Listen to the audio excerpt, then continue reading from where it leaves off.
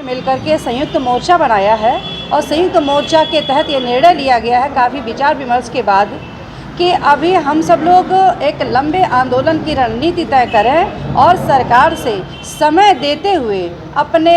मांगों पर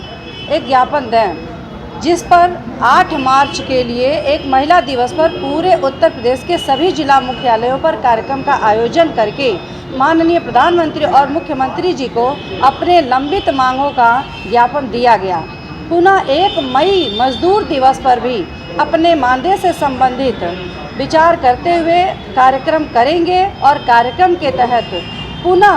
प्रधानमंत्री जी को और मुख्यमंत्री जी को अपनी जायज़ मांगों का ज्ञापन सौंपेंगे। उसके अलावा फिर 2 अक्टूबर चूँकि विभाग का हमारा 50वां स्थापना दिवस है, जिसको हम लोग लखनऊ के इको गार्डन में मनाने का निर्णय लिए हैं, जो प्रांतीय लेवल का होगा। लेकिन 2 अक्टूबर को दशहरा होने के कारण इस कार्यक्रम को 5 अक्टूबर को रखा गया है, जिसके लिए निर्णय लिया गया है कि 5 अक्टूबर को हम लोगों के द्वारा यह कार्यक्रम किया जाएगा और अपने लंबित मांगों का ज्ञापन दिया जाएगा। इस कार्यक्रम में प्रदेश की 4.25 लाख आंगनबाड़ी कार्यकर्ती और सहायिका बहनों को आमंत्रित किया गया है, जो बहनें अपने मांगों के संदर्भ में वहां पहुंचेंगी। साथ ही एक अभी हम पूरे यूपी में आंगनबाड़ी की भर्ती प्रक्रिया चल रही है, जिसमें मंत्री जी का एक बयान आया था, हमारी विभागीय मंत्री जी का, कि जिलों में इस पर बहुत बड़े पैमाने पर धन उगाही की जा रही है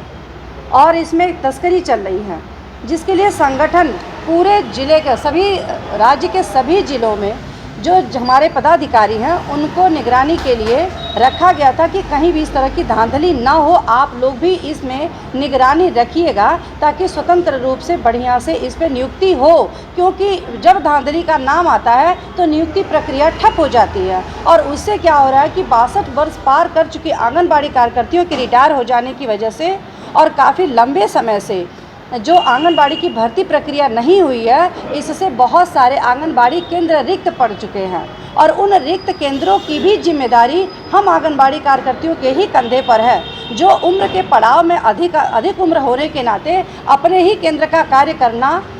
कठिन होता जा रहा है। ऐसी स्थिति में 3-3, 4-4 केंद्रों का कार्य करना बहुत मुश्किल था। तो हम संगठन ये चाहते हैं कि यह नियुक्ति किसी भी कीमत पर ना रुके, होनी चाहिए और साफ सुथरे तरीके से होनी चाहिए।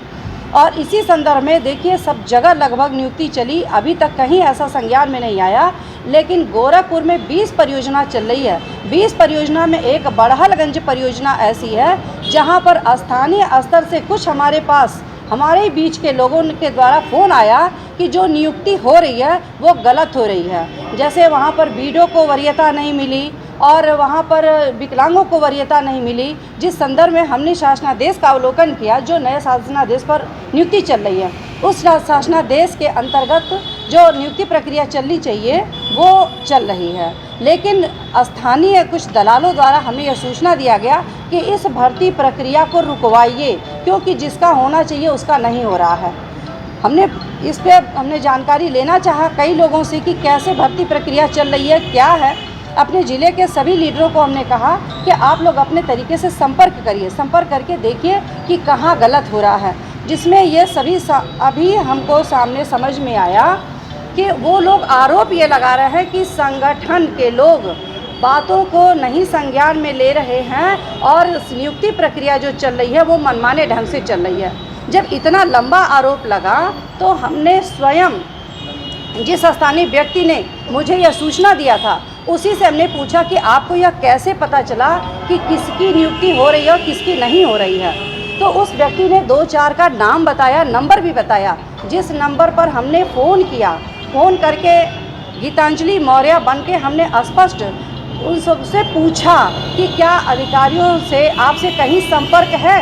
अधिकारियों उन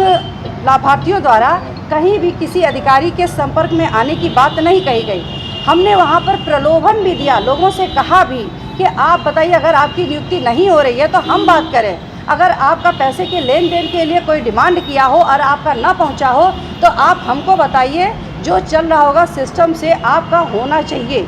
इस तरह से हमने उन लोगों को बताया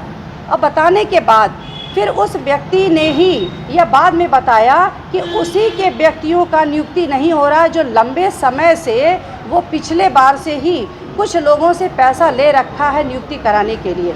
तो इस तरह के जो भ्रांतियां उजागर हुई हैं, इस पर हमने देखा कि जिससे मेरी बात हुई उन लोगों ने बताया कि मेरी किसी से कोई बात नहीं, कोई लेन देन का मैटर नहीं आया।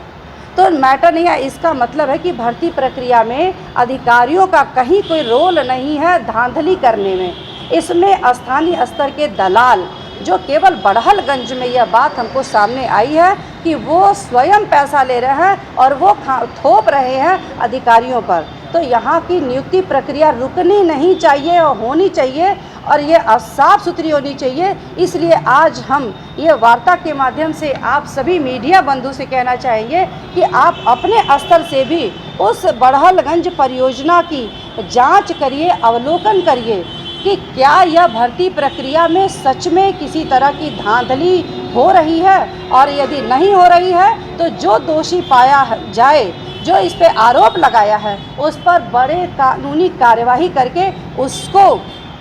इस जो भी